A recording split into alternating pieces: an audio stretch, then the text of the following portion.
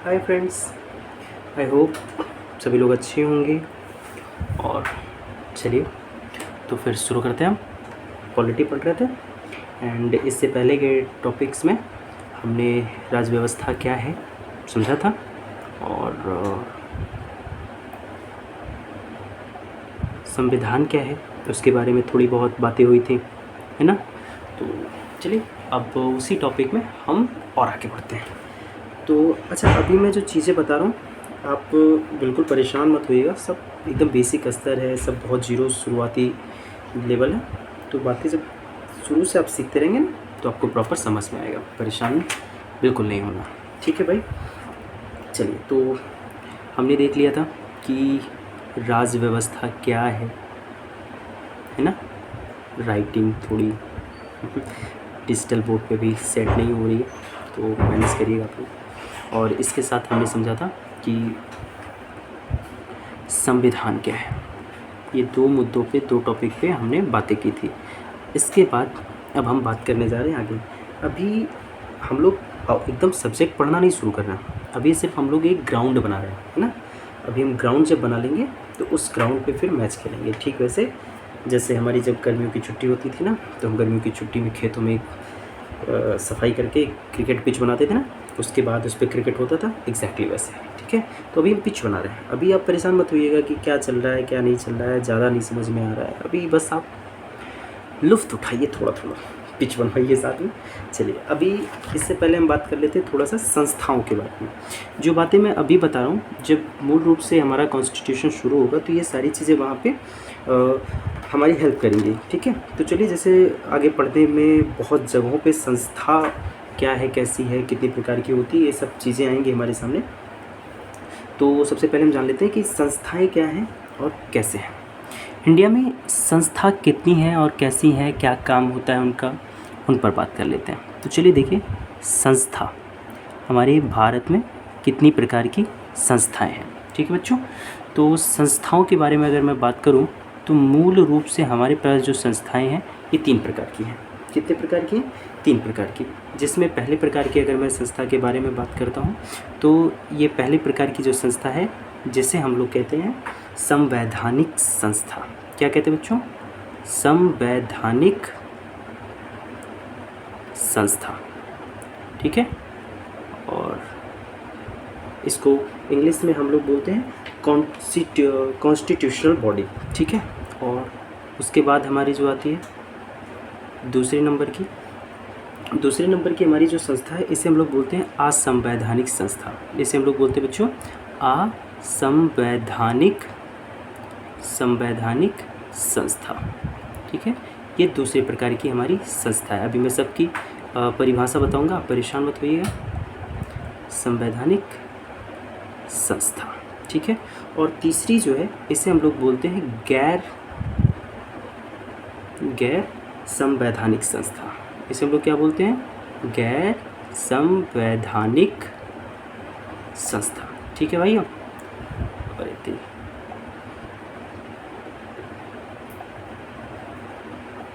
तो ये जो है गैर संवैधानिक संस्था, ये तीसरे प्रकार की संस्था है। अब हम देखें कि कौन सी संस्था में क्या कैसे होते हैं। देखिए, संवैधानिक संस्था हम ऐसी संस्था को कहते हैं कि जो पूरी तरीके से संविधान के द्वारा निर्मित की गई हो।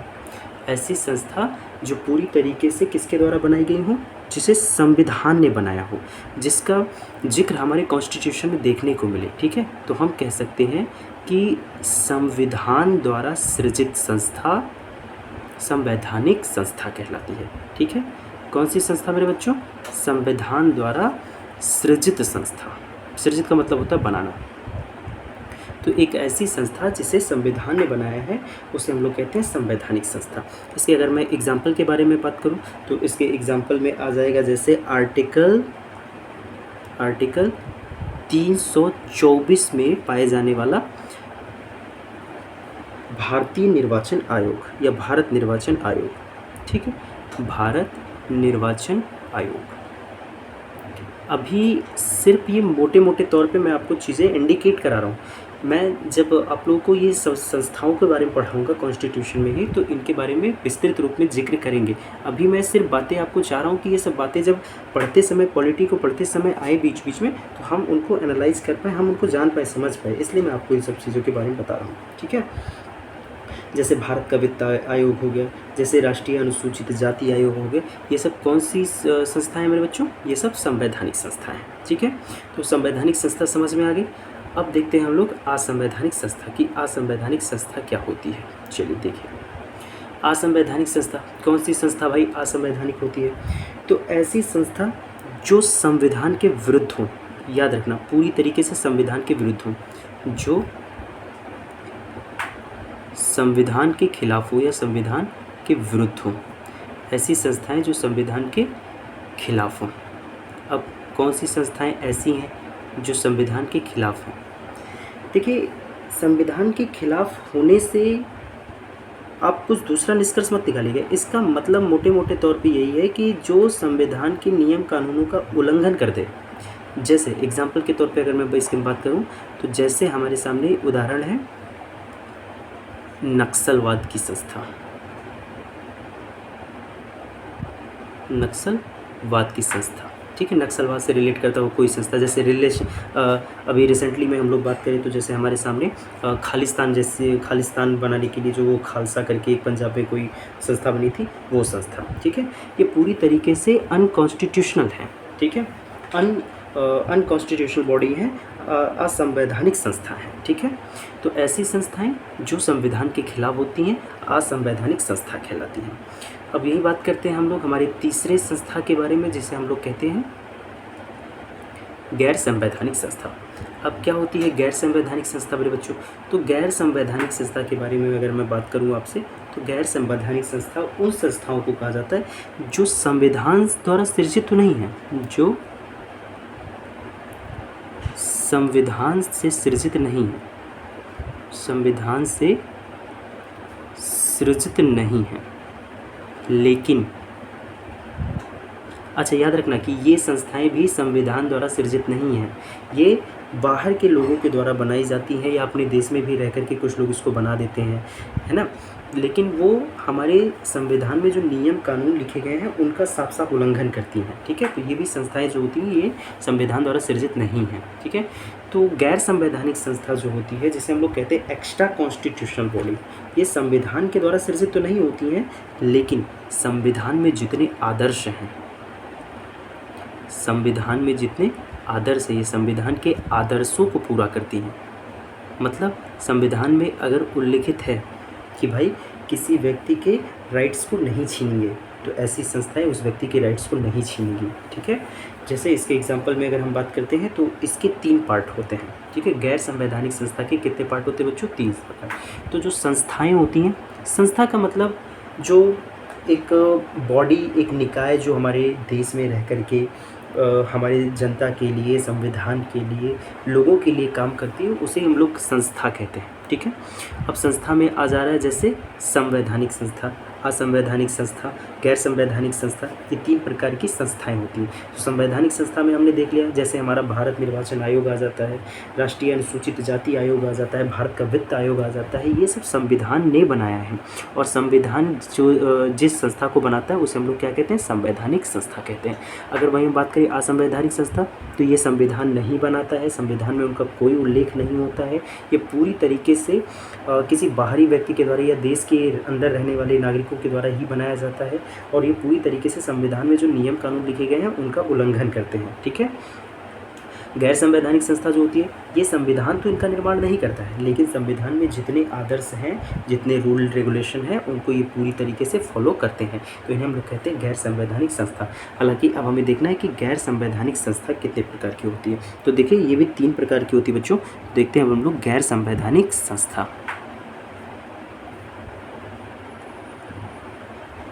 गैर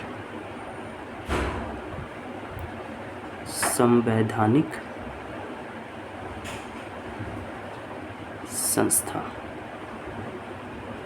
देखिए अब ये जो गैर संवैधानिक संस्था है, ये कितने प्रकार का होगा मेरे बच्चों? ये 3 प्रकार का है, ठीक। गैर संवैधानिक संस्था कितने प्रकार के? 3 प्रकार के। कौन कौन से हैं, कैसे हैं, चलिए बात करते हैं उन पर हम। तो देखिए, गैर संवैधानिक संस्था, इसमें पहला प्रकार जो होता है इसे हम लोग कहते हैं सांविधिक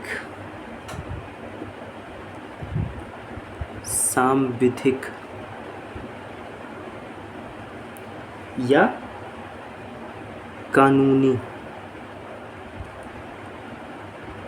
या इसे हम लोग कह सकते हैं विधिक, ये इतने नामों से जाना जाता है।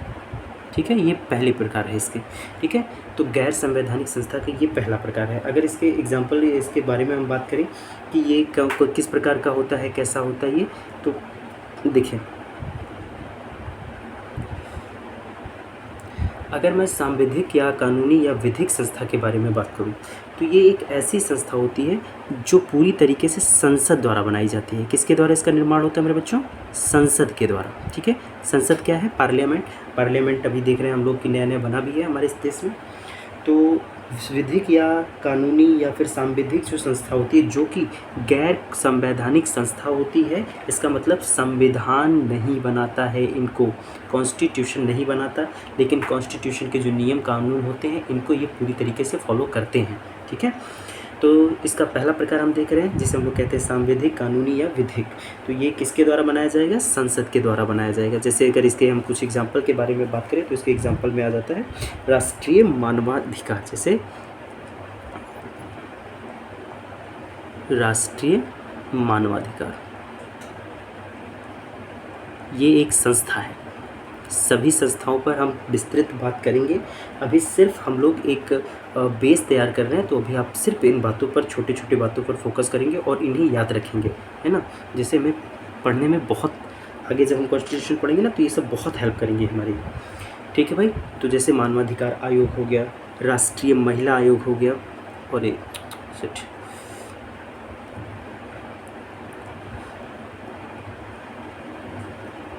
राष्ट्रीय महिला आयोग हो गया, ये सब संविधान ने नहीं बनाया है। ये जो संस्थाएं हैं ये संविधान ने नहीं बनाई, ये किसने बनाया? ये संसद ने बनाया है, लेकिन पूरी तरीके से संविधान के आदर्शों पे ये चलती हैं। ठीक है, तो इसलिए ये गैर संवैधानिक संस्था है। याद रखना, गैर संवैधानिक संस्था में ना हम लोग को बार बार ऐसा लगता है कि जिसका जो संविधान के खिलाफ होती हैं, लेकिन याद रखना वो असंवैधानिक संस्था है। इन चीज़ों में कन्फ्यूजन ना होने पाए। ठीक है, तो ये पहले प्रकार की संस्था हो जाती है। अब हम इसके दूसरे प्रकार की संस्था के बारे में बात करते हैं। तो इसकी जो दूसरी प्रकार की संस्था है, इसे हम लोग कहते हैं कार्यकारी संस्था। इसे क्या कहते हैं बच्चों? कार्यकारी संस्था। ये दूसरे प्रकार की इसकी संस्था है। अब देखिए, जो दूसरे प्रकार की संस्था है कार्यकारी, ये कैसे काम करती है या ये क्या होता है, कैसे होती है? देखिए मेरे बच्चों, कार्यकारी संस्था जो होती है ये कार्यपालिका के द्वारा बनाई जाती है। किसके द्वारा बनाई जाती है? कार्यपालिका। बिल्कुल तनाव नहीं लेना है कि कार्यपालिका क्या है, अभी बस आप ये चीज़ सुने रहिए, हम पूरी तरीके से बात करेंगे इस पर। कार्यपालिका के द्वारा बनाई जाती है, या हम कह सकते हैं कि ये राष्ट्रपति के द्वारा बनाई जाती है। किसके द्वारा बनाई जाती है? राष्ट्रपति के द्वारा। ठीक है, तो ये होती है कार्यकारी संस्थाएं। जैसे इसके एग्जाम्पल के बारे में अगर हम बात करें, तो जैसे इसके एग्जाम्पल में आ जाता है नीति आयोग। ठीक है, कौन सा आयोग मेरे बच्चों? नीति आयोग। सारे आयोगों पर हम बात करेंगे, अभी बस आपको जान के रखना है ये सब चीज़ें कि हाँ ये सब चीज़ें होती हैं। ठीक, तो ये हो जाता है कार्यकारी संस्था, गैर संवैधानिक संस्था का दूसरा हिस्सा। और तीसरे में हम बात करते हैं, तीसरी जो संस्था होती है, तीसरी जो बॉडी होती है, इसे हम लोग कहते हैं अन्य संस्थाएँ। तीसरी गैर संवैधानिक संस्था को क्या बोलते हैं मेरे बच्चों? अन्य संस्थाएँ। अब देखिए कि अन्य संस्थाओं में क्या बातें कैसे हैं, तो ये कोई भी व्यक्ति बना सकता है। ठीक है, हम आप मिल कर के बना सकते हैं। जैसे एग्जाम्पल को लेकर के अगर हम बात करें, तो जैसे छात्र संघ बन जाता है ना, जैसे छात्र संघ बन जाता है, जैसे किसान संघ बन जाता है। तो ये जो संस्थाएं हैं, ये संस्थाएं अन्य संस्थाएं होती हैं। हालांकि ये तीनों के एग्जाम्पल कहीं देखिएगा तो वो किसके एग्जाम्पल हैं? गैर संवैधानिक संस्था के एग्जाम्पल। तो ये मेरे बच्चों कुछ प्रकार की संस्थाएं हो गई। अब याद रखना ये संस्थाएं बात करेंगे जब हम लोग संविधान में आगे, तो ये बीच बीच में कहीं कहीं आती रहेंगी। तो आपको मोटे मोटे तौर पे बस नॉलेज होना चाहिए कि हाँ ये संस्थाएं हैं, इसका हिस्सा है, ये इसका हिस्सा है। ठीक है, चलिए अब हम बात करते हैं अपने कॉन्स्टिट्यूशन पर। हम संविधान अब पढ़ने शुरू कर रहे हैं। चलिए, तो संविधान में देखिए, अब हम शुरू करने जा रहे हैं कॉन्स्टिट्यूशन, संविधान। सबसे पहले आप समझिए कि संविधान किस रूप में वर्णित है। तो इस हेडिंग को हम कहेंगे संविधान का वर्णन। देखिए,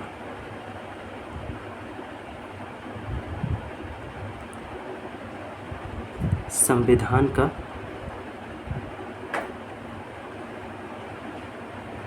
वर्णन। चलिए, तो याद रखिए संविधान जो बुक लिखी हुई है वो कैसे है, किन रूपों में, हम उस टॉपिक पर बात कर रहे हैं। ठीक है, तो अब हम देखने जा रहे हैं कि संविधान का वर्णन कैसे किया गया है। तो बहुत प्यारा सा टॉपिक है मेरे बच्चों, चलिए ध्यान से समझिएगा। संविधान में कई प्रकार की बातें, कई सारी बातें हैं।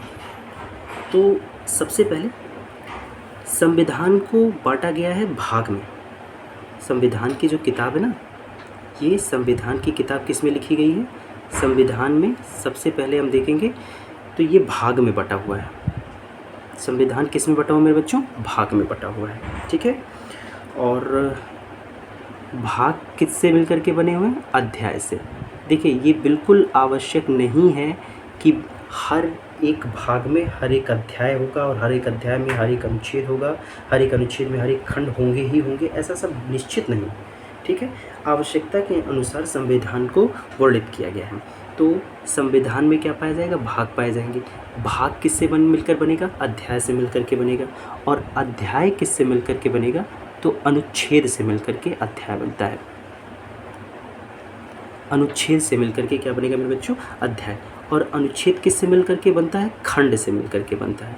और खंड किससे मिलकर के बनता है, उपखंड से मिलकर के बनता है। तो इस तरीके से हमारा जो कॉन्स्टिट्यूशन है, हमारा जो संविधान है, वो संविधान लिखा गया है। अच्छा, इस संविधान को लेकर के अगर मैं बात करूं तो देखिए, इस संविधान के इस पूरे प्रारूप को आप ऐसे समझ सकते हैं कि जैसे देखो, ये संविधान है, ये क्या है, संविधान है। अब इस संविधान के अंदर देखिए, संविधान के अंदर ये जो गोला है,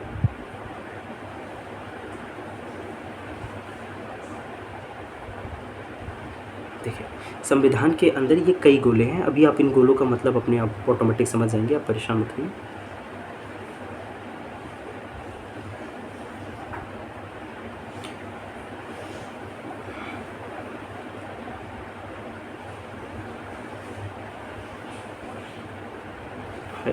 गोले गोले ऐसे ही बना देता हूँ मैं, देखो। अरे यार, ये बैलेंस नहीं हो रहे हमसे।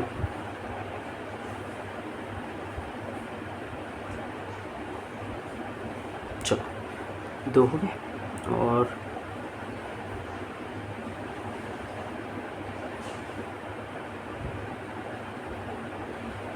सिट,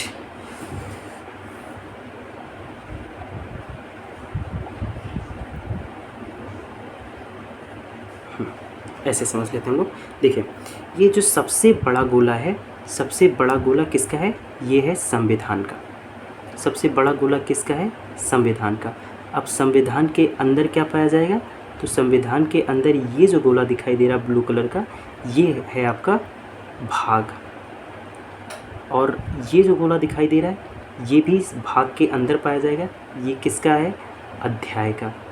ठीक, और उसके अंदर ये जो आपको रेड कलर का गोला दिख रहा है, ये क्या है, ये है अनुच्छेद। ये है अनुच्छेद। ये गोले के रूप में मैं आपको इसलिए इस वजह समझा रहा हूँ ताकि आप पैटर्न समझ पाएँ कि किसके अंदर कौन है ना, किसके अंदर कौन काम कर रहा है, आप इस चीज़ को समझिए। और ये जो अंदर का ब्लू कलर है, ये है आपका खंड। और ये जो एकदम से अंदर का ब्लू कलर है, ये है आपका उपखंड। इस तरीके से हमारे संविधान को रचा गया है। ठीक है, तो संविधान का अगर हम फैक्ट समझना चाहें कि संविधान किस रूप में दिखाई देता है तो ऐसे दिखाई देता है। सबसे पहले संविधान का एक दस्तावेज है। संविधान में जो बातें, जो प्रावधान लिखी गई हैं वो किस में लिखी गई हैं? बांट करके भाग में लिखे गए हैं। और भाग किस में बांट करके लिखे गए हैं? अध्याय में लिखे गए हैं। और अध्याय किस में बटे हुए हैं? अनुच्छेद में। और अनुच्छेद किस में है? खंड में। और खंड किस में बटा हुआ है? उपखंड में। ठीक है, इस तरीके से मेरे बच्चों मिल करके उपखंड से मिल करके खंड, कई खंड मिलेंगे तो अनुच्छेद, और कई अनुच्छेद मिलकर के अध्याय, और कई अध्याय मिलकर के भाग, और भाग मिलकर के संविधान बने हुए हैं। बात समझ में आ रही है? आई होप बिल्कुल आ रही होगी। ठीक है, इस तरीके से होते हैं बच्चों। अच्छा देखिए, संविधान को इंग्लिश में तो कॉन्स्टिट्यूशन बोलते हैं, भाग को इंग्लिश में हम लोग पार्ट बोलते हैं। ठीक है, क्या बोलेंगे उसको? पार्ट। अध्याय को हम लोग क्या बोलते हैं? चैप्टर। अध्याय को क्या बोलेंगे? चैप्टर बोलेंगे बच्चों। और जो अनुच्छेद है उनको हम लोग इंग्लिश में आर्टिकल्स बोलते हैं। क्या बोलते हैं? आर्टिकल्स बोलते हैं। और जो ये खंड होते हैं, खंड को हम लोग क्लॉज बोलते हैं। क्या बोलते हैं? क्लॉज। स्पेलिंग होती है CLAUSE। और जो उपखंड होते हैं इसको हम लोग बोलते हैं सब क्लॉज। क्या बोलते हैं बच्चों? Sub clause. ठीक है, तो इस तरीके से हमारा संविधान है। अब संविधान में एक अन्य चीज़ भी है जिसे हम लोग कहते हैं अनुसूची। ये भी संविधान में है। तो सर अब ये जो अनुसूची है, ये अनुसूची इसमें कहाँ पाया जाएगा? ये संविधान में होगा। संविधान में तो ही है, भाग में है कि अध्याय में है कि अनुच्छेद में है कि खंड में है कि उपखंड में? ये अनुसूची कहाँ होगी सर? तो चलिए अब हम बात कर लेते हैं कि ये अनुसूची क्या है। देखिए, अनुसूची बिल्कुल हमको जो अनुसूचियाँ पढ़नी है पूरी तरीके से हम उन पर बात करेंगे, बिल्कुल परेशान मत होइएगा कि अनुसूची क्या है, कैसे है। देखिए, अनुसूची ना जो संविधान की बुक है, संविधान में जहाँ आर्टिकल्स ख़त्म होते हैं उनके बाद यहाँ पे कुछ मोटे मोटे ढेर सारे कुछ लाइनें लिखी हुई हैं जो अनुसूची होती हैं। ठीक है, जिसे हम लोग शेड्यूल बोलते हैं इंग्लिश में। इसको इंग्लिश में क्या बोलते हैं? शेड्यूल। ठीक है, SCH, शेड्यूल बोलते हैं। ये है क्या? ये मेरे बच्चे हैं संविधान के अंत में पाए जाने वाले नियमों की वह सूची है जो किसी प्रावधान की व्याख्या करती है। ठीक है, तो अनुसूची पर बात करें। इसको मैं हटा देता हूँ, आई होप बात समझ गए होंगे। चलिए देखिए, क्या है अनुसूची? तो मेरे बच्चों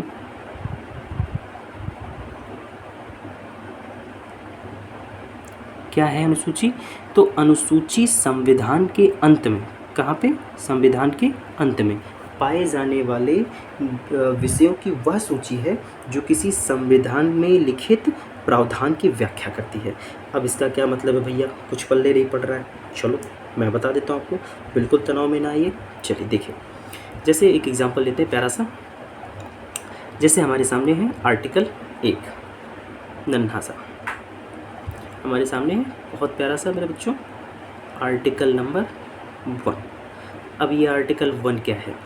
आर्टिकल 1 में भी एक बहुत बड़ी बात लिखी हुई है, और वो बात ये है कि भारत राज्यों का संघ है। ये आर्टिकल नंबर 1 में लिखा है।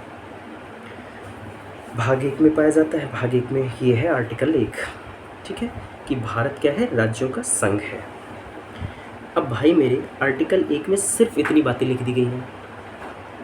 अब बताओ मुझे कि भारत में कौन से राज्य हैं, उनकी सीमा क्या होगी, कितने राज्यों को मिला करके हम कहेंगे कि भारत राज्यों का संघ बन गया? क्या इन सब बातों की जानकारी आपको ये आर्टिकल पढ़ने से मिल जाती है? बिल्कुल नहीं मिलती है। क्या इस आर्टिकल के ऊपर नीचे कुछ बातें लिखी गई हैं, उनमें बताया गया है कि भारत जिसे राज्यों का संघ कहते हैं उसमें कितने राज्य शामिल हैं, कितने राज्य मिल करके उस संघ को बना रहे हैं, उनकी क्षेत्र सीमाएं कितनी होंगी, है ना? तो इन सब की व्याख्या कहीं की गई है? हाँ, की गई है। कहाँ? जब संविधान के आर्टिकल समाप्त हो जाते हैं तो वहाँ पे विषयों की सूची बनाई गई है, जिसे हम लोग अनुसूची कहते हैं। तो इसके बारे में हमको डाटा कहाँ मिलेगा मेरे बच्चों? अनुसूची। तो आप मतलब समझ पा रहे हैं कि अनुसूची क्या है? डेफिनेशन क्या देंगे कि अनुसूची संविधान के अंत में पाए जाने वाली विषयों की वह सूची है जो संविधान के किसी प्रावधान की व्याख्या करती है। क्लियर हो गया मामला? और जैसे एक एग्जांपल ले लेते हैं हम लोग। जैसे हम लोग आर्टिकल 2 की बात करते हैं, अनुच्छेद 2 के बारे में बात करते हैं। आप बिल्कुल मत परेशान होइए, मैं सारी बातें लाइन टू लाइन क्लियर करूँगा। बस अभी जैसे मैं एक बेस तैयार करना चाह रहा हूँ, आप इसी हिसाब से पढ़ाई करते रहिए। देखिए आर्टिकल 2 में क्या लिखा हुआ है? आर्टिकल 2 में लिखा हुआ है कि भाई वेतन, किसको वेतन दिया जाएगा, मतलब सभी के वेतन के बारे में लिखा गया है कि जितने लोग भी प्रमुख संवैधानिक पदाधिकारी होंगे उनका वेतन होगा। लेकिन किसको कितनी वेतन के बारे में, किसको कितना वेतन दिया जाए, इन सब का जिक्र वहाँ नहीं किया गया है। वहाँ बिल्कुल नहीं बताया गया है कि राष्ट्रपति को हम लोग भत्ते देंगे या वेतन देंगे। वहाँ बिल्कुल नहीं बताया गया है कि किसी मंत्री का वेतन कितना होगा।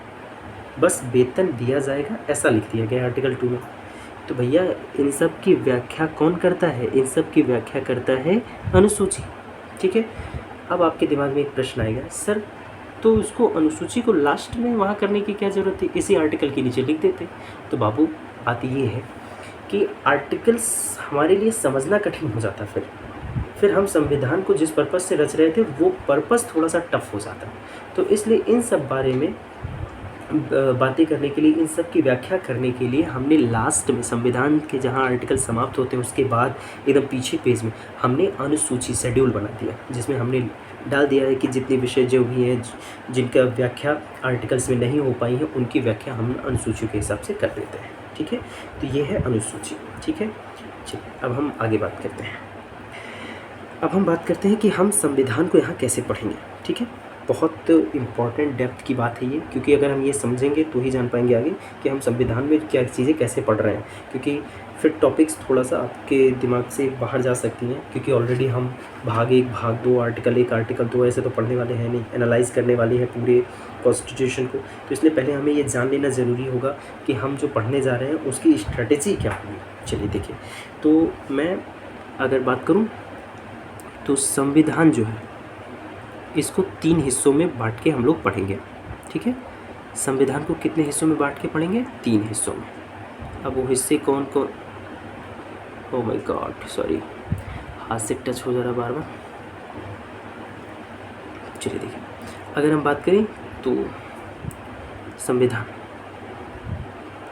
संविधान कितने हिस्सों में पढ़ेंगे? तो संविधान हम लोग पढ़ेंगे कुल 3 हिस्सों में। संविधान कितने हिस्सों में पढ़ेंगे बच्चों?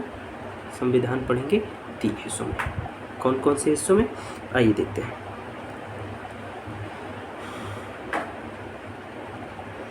तो संविधान के 3 हिस्से।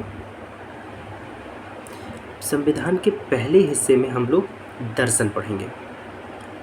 अब आपका दिमाग तुरंत खराब, अरे सर ये दर्शन क्या होता है? आप बिल्कुल तनाव ना लें, सारी बातों पर डिस्कस कर लेंगे हम लोग। और दूसरे हिस्से के बारे में बात करूं तो संविधान का एक हिस्सा बनाएंगे हम लोग सरकार का गठन। सरकार का गठन। एंड तीसरी चीज़ में हम लोग विविध चीज़ों को पढ़ेंगे। तो ये हमारे पढ़ने का स्ट्रेटेजी है, रणनीति है। हम अपने संविधान को इसे 3 हिस्सों में बांट के पढ़ने वाले हैं। अब हम बात कर लेते हैं कि अब दर्शन का क्या मामला है भैया। क्या हम फिलॉसफी पढ़ने वाले हैं यहाँ पे? नहीं, बिल्कुल नहीं। तब सर लिखा तो आपने दर्शन ही है। हाँ बच्चों, लिखा तो बिल्कुल दर्शन है, पर क्या पढ़ेंगे, कैसे पढ़ेंगे, चलो देख लेते हैं। देखिए, दर्शन का मतलब हो गया ना, संविधान जो बनाया गया है उसका दर्शन क्या है, वो किस सोच पर आधारित है, वो किन नैतिक विचारधाराओं को अपने अंदर समेट रहा है। जितनी बातें फिलॉसफी से रिलेट करती हुई होंगी संविधान में, उन्हें हम दर्शन में पढ़ेंगे। अब ये कितनी चीज़ें हैं, चलिए देखिए। अब वो कौन सी चीज़ें हैं जो दर्शन के अंतर्गत आती हैं, संविधान में हैं। तो संविधान का एक तरीके से हम कह सकते हैं कि संविधान की फ़िलॉसफी वाली जो चीज़ें, जो संविधान के दर्शन की चीज़ें हैं, उसको हम लोग इस हिस्से में पढ़ेंगे। सरकार का गठन कैसे होता है उसको इस हिस्से में पढ़ेंगे, और विविध में भी पढ़ेंगे। तो चलिए अब इनके टॉपिक जान लेते हैं कि इसमें हम क्या क्या पढ़ेंगे। देखिए, दर्शन के बारे में अगर मैं बात करूँ तो दर्शन में सबसे पहले हम प्रस्तावना पढ़ेंगे। आपके दिमाग में बिल्कुल क्वेश्चन आना चाहिए कि सर प्रस्तावना संविधान का दर्शन का भाग कैसे हो सकता है? क्या वहाँ पे फिलॉसफी दिख रही है? बिल्कुल मेरे बच्चे, जो प्रस्तावना है उसमें पूरी तरीके से फिलॉसफी है, बात करेंगे उस पर, आप परेशान नहीं होंगे। दूसरी चीज़, हम पढ़ेंगे इसमें मौलिक अधिकार। एक एक आर्टिकल को कवर करते हुए पढ़ेंगे, लेकिन बस ध्यान रखिएगा कि आर्टिकल हमारे क्रम से नहीं चलेंगे, लेकिन हम एक एक आर्टिकल पर बात करेंगे। ठीक है, मौलिक अधिकार जिसे हम लोग कहते हैं फंडामेंटल राइट। और दूसरी चीज़, राज्य के नीति निदेशक तत्व, राज्य के नीति निदेशक तत्व, नीति निदेशक तत्व। और इसमें हम पढ़ेंगे मौलिक कर्तव्य, मौलिक कर्तव्य। ठीक है, तो हम अपने दर्शन में ये 4 चीज़ें पढ़ेंगे, और ये चारों चीज़ें मेरे बच्चे संविधान की फ़िलॉसफी दिखाती हैं। कैसे दिखाती है बात करेंगे एक एक पर, अभी परेशान होने की ज़रूरत नहीं। ठीक है, सरकार के गठन में हम सारी चीज़ें पढ़ेंगे कि सरकार कैसे बनती है, राष्ट्रपति कैसे होते हैं, पीएम क्या है, केंद्र राज्य संबंध क्या है, इन सब चीज़ों पर हम बात करेंगे। ठीक है, सॉरी, केंद्र राज्य संबंध हम उधर बात करेंगे। चलिए देखिए, तो ये सरकार के गठन में होगी। विविध में अगर हम टॉपिकों को लेकर के बात करें तो विविध में हमें निर्वाचन पढ़ना है कि निर्वाचन कैसे होते हैं, किन लोगों के निर्वाचन कैसे होंगे। ठीक है, इतना ज़रूर पढ़ा दिया जाएगा यहाँ से आपको कि जब आपको पीएम फ़ोन करें तो आप कहेंगे प्रधानमंत्री जी, आपको जब पीएम जी फ़ोन करेंगे कि भैया हमारा जो निर्वाचन आयुक्त का अधिकारी है वो भी खाली नहीं है, तो क्या आप अभी चुनाव करवा सकते हैं? आप बोलेंगे बिल्कुल सर, आप अपने हाथों की चाय बना करके रखिए और हमें साथी से कहिए कि पकौड़े तल के रखिए हमारे चुनाव करवाने के लिए। तो आप इतना भरोसा रखिए, यहाँ हम इतने टॉपिकों को सीख लेंगे कि आप वहाँ जवाब दे सकते हैं। निर्वाचन, इसमें हम पंचायत को पढ़ेंगे। ठीक है, पंचायत बहुत प्यारा टॉपिक है, ग्राम पंचायत वगैरह जो चीज़ें हैं उन्हीं सब के बारे में पढ़ेंगे। हम यहाँ पे नगर पालिका के बारे में पढ़ेंगे, नगर पालिका पढ़ेंगे। हम यहाँ पढ़ेंगे केंद्र के और राज्य के संबंध के बारे में कि केंद्र और राज्य आपस में कैसे संबंध रखते हैं, किन जगहों पे दिक्कतें हैं, किन जगहों पे क्या है, केंद्र राज्य संबंध। ठीक है, और हम यहाँ पढ़ेंगे नागरिकता को लेकर के। तो बस यही हमारा कॉन्स्टिट्यूशन, यही हमें पढ़ना है, यही सारी बातें ख़त्म हो जाएंगी। ठीक है, तो चलिए इन सब चीज़ों के बारे में हमें बात करनी है। तो अब संविधान के एकदम मूल स्वरूप पर हम आकर के खड़े हो गए हैं कि यहाँ से हमें संविधान अपना शुरू कर देना चाहिए, लेकिन उससे पहले थोड़ी सी बातें और हमें जान लेनी चाहिए, जिससे जब हम इस डेप्थ में उतरें तो बातें और मैच्योरिटी के साथ हमें समझ में आएंगी। तो चलिए देख लेते हैं भैया। तो बहुत मैच्योरिटी के साथ बातों को समझने के लिए 1-2 पॉइंट हम कुछ एक्स्ट्रा सीख लेते हैं, और वो 2 पॉइंट्स क्या हैं आइए बात करेंगे। चलिए देखिए, सबसे पहले हम थोड़ा सा जान लेते हैं कि सरकार क्या होती है।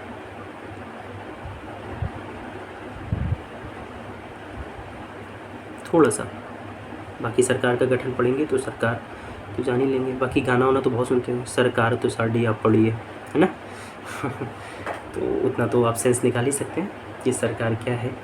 चलिए बात करते हैं सरकार। मेरे बच्चों, अगर मैं आपसे कहूँ कि सरकार क्या है तो इसकी बहुत सुंदर सी परिभाषा ये है कि जो शासन चलाने का काम करती है उसे सरकार कहा जाता है। जो किसका काम करे मेरे बच्चों? शासन चलाने का। जो शासन चलाने का कार्य करती है उसे ही मेरे बच्चों क्या कहते हैं? सरकार। जो शासन चलाने का काम करेगी उसे हम क्या कहेंगे? सरकार। और अगर मैं आपसे कहूँ तो ये सरकार कुछ रूपों में डिवाइड है। सरकार अकेले शासन चला सकती है? नहीं ना, इतने बड़े देश का शासन केवल एक 3-4 अक्षर का एलिमेंट चला सकता है? नहीं चला सकता। तो इसलिए हमारी ये जो सरकार है ये 3 हिस्सों में बटी हुई है। ठीक है, ये 3 हिस्सों में कौन कौन सी 3 हिस्सों में बटी हुई है? चलो देख लेते हैं।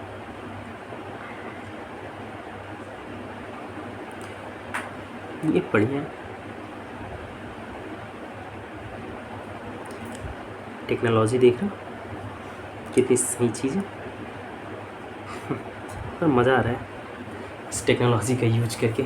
चलिए देखिए, 3 हिस्सों में बटी हुई है। अब वो 3 हिस्से कौन है? सरकार का जो पहला हिस्सा है जिसे हम लोग कहते हैं विधायिका, इन सब पर बहुत गहरी बात करना है हम लोगों को। यहाँ मैं सिर्फ उतने पॉइंट्स बता रहा हूँ ताकि जब मैं संविधान का दर्शन वाला पोर्शन शुरू करूँ तो वहाँ ये सब चीज़ें आए तो हम उनको मैनेज कर सकें। ठीक है, विधायिका, दूसरी है कार्यपालिका एंड तीसरी है न्यायपालिका। बातें बहुत प्यारी प्यारी हैं, पर ये है कि ऐसे थोड़ा पढ़ना तो बोरिंग लगता ही है कि सामने कोई टीचर नहीं है, बस डिस्प्ले बोर्ड दिख रहा है हम लोगों को। तो हाँ बेटे बच्चे, बोरिंग तो है, पर चुनौतियों से ही लड़ना है, चुनौतियों का सामना करते करते ही जीतना है ना, क्या कर सकते हैं। चलिए, तो ये हो गया सरकार के 3। अब हम बात करेंगे इन पे बहुत धूमधाम से। चलिए, तो सबसे पहले हम बात कर लेते हैं कि विधायिका क्या है। हालांकि हमारी विधायिका का नाम है संसद, और एक अच्छी बात बताऊँ, अमेरिका की विधायिका का नाम क्या है, यूएसए के विधायिका का नाम लोग जानते हैं? नहीं जानते? चलिए मैं बता देता हूँ, कांग्रेस। और कांग्रेस हमारे यहाँ एक पार्टी है। देखिए, विधायिका का मतलब होता है कानून बनाने वाली संस्था। कौन सी संस्था मेरे बच्चों? कानून बनाने वाली।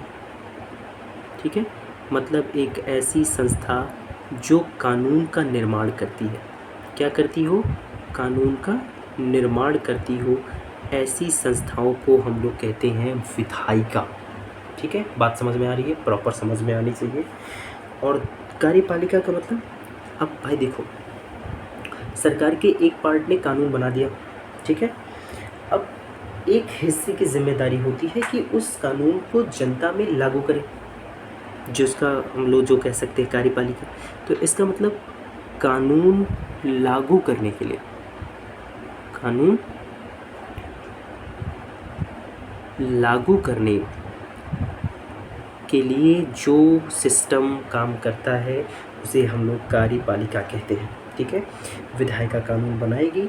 कौन से कानून, कौन से विधायक? अरे भैया, तमाम प्रकार के कानून नियम होते हैं ना। तो जैसे कोविड आ गया, अब कोविड के लिए 2 गज दूरी, मास्क है ज़रूरी। कोविड के दौर में हमने देखा तमाम प्रकार के कानून हमारे सामने आए थे ना, तो वो कौन बनाएगा? विधायिका बनाएगी, संसद बनाएगी। उसको लागू किसने किया? कार्यपालिका ने लागू किया। ठीक है, और जब हम मास्क नहीं लगाते थे तो भैया दंड देना भी तो किसी का काम था, और वो है हमारा न्यायपालिका। ठीक है, इसका मतलब जो न्याय देने का काम करती है। ठीक है, जो किसका काम करे? न्याय देने का काम करे, उसे हम लोग कहते हैं न्यायपालिका। ठीक है, जो विवादों का निपटारा करे, जो न्याय देने का काम करे, उसके साथ क्या करे? विवादों का निपटारा करे। निपटारा करे, उसे हम लोग कहते हैं न्यायपालिका। तो आई होप सरकार की ये जो बॉडीज़ हैं आप इनको समझ रहे होंगे। विधायिका का मतलब कानून बनाने वाली संस्था, कार्यपालिका का मतलब उस कानून को लागू करने वाली संस्था। और अगर इस कानून से रिलेट करता हुआ या किसी से भी रिलेट करता हुआ कोई विवाद आ रहा है तो उस विवाद पे जजमेंट देना, उस विवाद पे न्याय देना या विवाद का निपटारा करना न्यायपालिका होती है। और एक बात मैं आपको बता दूँ, हमारी ये जो कार्यपालिका है ना, इस कार्यपालिका के भी 2 हिस्से हैं। हमारा कार्यपालिका 2 हिस्सों में डिवाइड है। देखिए, कार्यपालिका के 2 पार्ट काम करते हैं। अब ये कौन कौन से हैं सर? बिल्कुल जान लेंगे, परेशान नहीं होइए आप लोग, सारी चीज़ों पर बात कर लेंगे।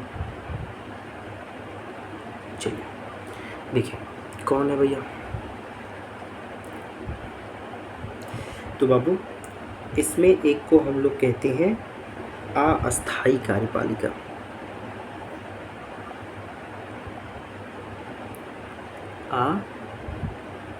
अस्थायी कार्यपालिका, और दूसरे को कहते हैं अस्थायी कार्यपालिका। अब अस्थायी कार्यपालिका को आप एक नाम और देख सकते हैं, जैसे हम लोग कह सकते हैं राजनीतिक कार्यपालिका, और अस्थायी वाली को हम बोल सकते हैं प्रशासनिक कार्यपालिका। प्रशासनिक कार्यपालिका। तो जो कानून लागू करते हैं ना, ये 2 प्रकार के लोग होते हैं। एक वो लोग होते हैं जो राजनीति से संबंधित होते हैं, है ना, नेता मंत्री सांसद हो गया, एमएलए हो गया, ये सब जो है ये भी कार्यपालिका की ही है, लेकिन कार्यपालिका के किस भाग से है? अस्थाई भाग से है, यानी वो अस्थाई कार्यपालिका है। अरे भैया, कोई मंत्री परिषद है, उसमें मंत्रियों का एक बार जो मंत्री बन गया क्या वो परमानेंट मंत्री रहेगा? नहीं ना, उसकी अपनी एक लिमिट होती है कि भैया इतने टाइम तक ही, इसके बाद नहीं। लेकिन जो अस्थाई होते हैं, जो अधिकारी लोग होते हैं, अधिकारी लोगों के लिए टाइमिंग फिक्स होती है कि भैया अगर आप अधिकारी हो गए तो आपकी रिटायरमेंट इतने टाइम के बाद होती है, तो वो लोग अस्थाई होते हैं, है ना। तो हमारी कार्यपालिका ये दो हिस्सों में बटी हुई है। अस्थाई यानी राजनीतिक जो कार्यपालिका होती है, इसमें हमारे मंत्री परिषद के लोग शामिल होते हैं, और जो हमारी अस्थाई यानी प्रशासनिक जो कार्यपालिका होती है, इसमें हमारी ब्यूरोक्रेसी लोग होते हैं, जो नौकर लोग होते हैं, नौकरशाही है बेसिकली, अधिकारी लोग को बोला जाता है, तो वो लोग शामिल होते हैं। ठीक है, तो ये सरकार हो गया। अब हम देखते हैं कि हमारी इंडिया में जो सरकार है कैसे है, किन रूपों में है। चलिए इंडिया की सरकार को थोड़ा सा देख लेते हैं। तो भारत में सरकार,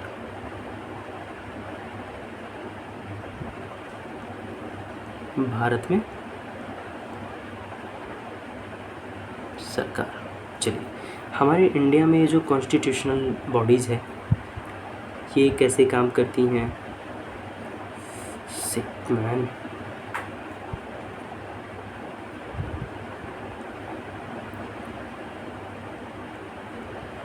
भारत में सरकार,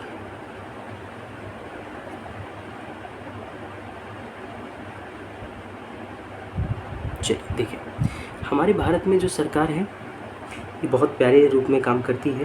कैसे करती है आइए देखिए। वही तीन हिस्से, सबसे पहले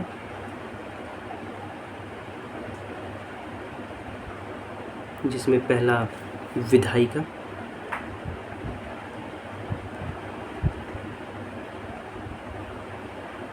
और दूसरा कार्यपालिका,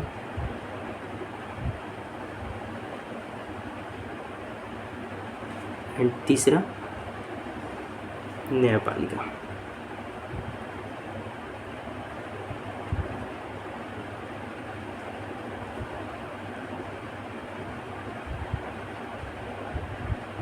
न्यायपालिका, ये तीन एलिमेंट होते हैं, जानते हैं, अच्छे से जानते हैं।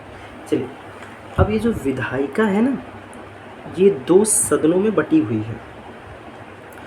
अब वो कैसे बटी हुई है, क्या कैसे है, ये देखते हैं, बात करते हैं इस पर। देखिए अगर हम बात करते हैं विधायिका को लेकर के ना, तो विधायिका दो स्तर पर काम करती है। उसका पहला स्तर जो है वो है संघ, संघ का मतलब पूरा देश, पूरा भारत, ठीक है। और दूसरा है प्रांत। ये दो स्तरों पर काम करती है। विधायिका कितने स्तर पर काम करती है? दो स्तर पर। पहला स्तर क्या है? संघ। दूसरा स्तर क्या है? प्रांत। जो संघ की विधायिका है, संघ की विधायिका का नाम है, देखिए संघ की विधायिका का नाम है संसद।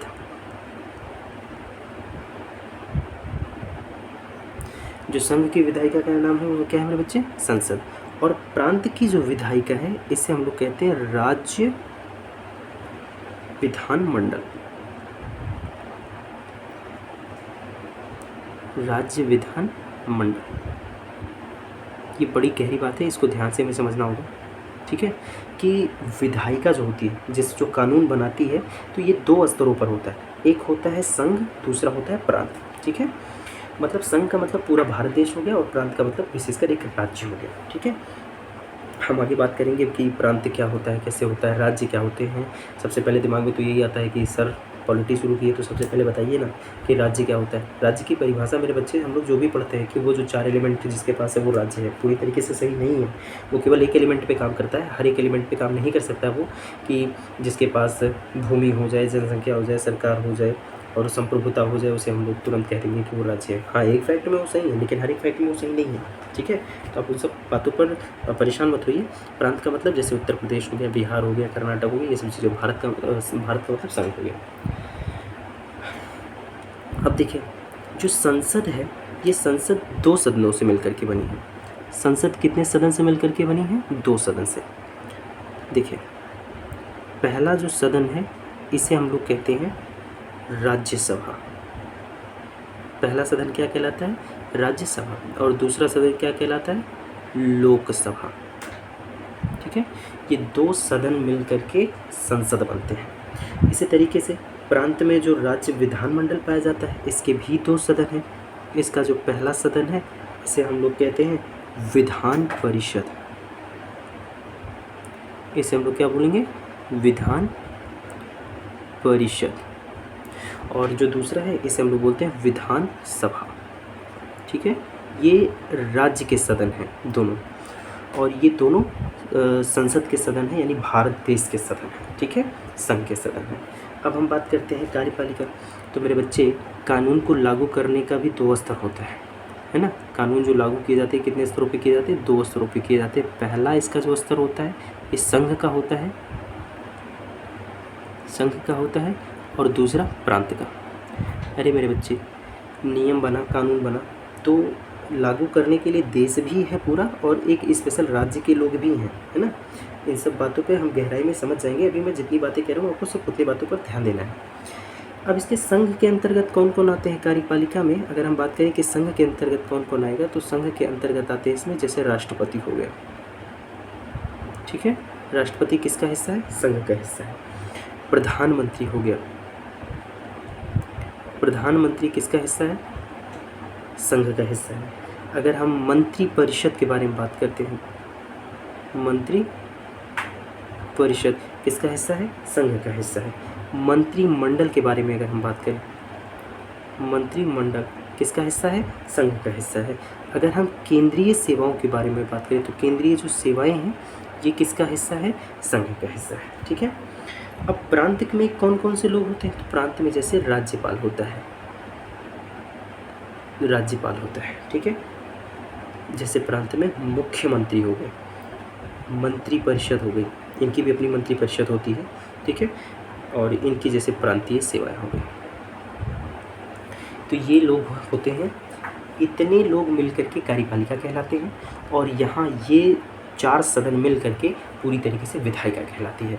और न्यायपालिका जो होती है, ये अलग अलग हाउस से मिल करके नहीं बने हुए, सीधा इसमें स्तर होता है। जो सबसे स्टैंडर्ड लेवल को जो सबसे सुप्रीम होता है, उसे हम लोग कहते हैं सुप्रीम कोर्ट। सबसे बड़ी संस्था होती है न्यायपालिका की। और इससे छोटी होती है हाई कोर्ट, और हाई कोर्ट से डिस्ट्रिक्ट कोर्ट। बस ये लेवल होता है। ठीक है, तो आई होप आज के लिए इतना ही पर्याप्त है। आप लोग जो चीज़ें नहीं समझ पाइएगा, कमेंट के थ्रू ज़रूर पूछ लीजिए। और मैं चैनल का लिंक, उसका टेलीग्राम के चैनल का लिंक यहाँ डाल दूँगा, और वहीं पे आपको सारे नोट्स मिल जाएंगे। ठीक है, तो जय हिंद दोस्तों। वीडियो शेयर करते रहिएगा, प्लीज़ पढ़ते रहिएगा। थोड़ा सा बोरिंग ज़रूर है, पर मेहनत करना पड़ेगा। एंड ये चीज़ें बहुत लेटेस्ट हैं। आई होप, मुझे लग रहा है पॉलिटी की ये सब चीज़ सबसे सटीक और सबसे लेटेस्ट मैं आपको प्रोवाइड कर रहा हूँ। तो प्लीज़ पढ़ते रहें। देखिए, माहौल खुद के अंदर होना चाहिए, बाहर से सिर्फ चीज़ें दिखाई देती हैं। हमारे अंदर जब होगा बढ़िया चीज़, तो हम कर पाएंगे। तो प्लीज़ पढ़ते रहें एंड अच्छे रहें, मस्त रहें। जय हिंद दोस्तों।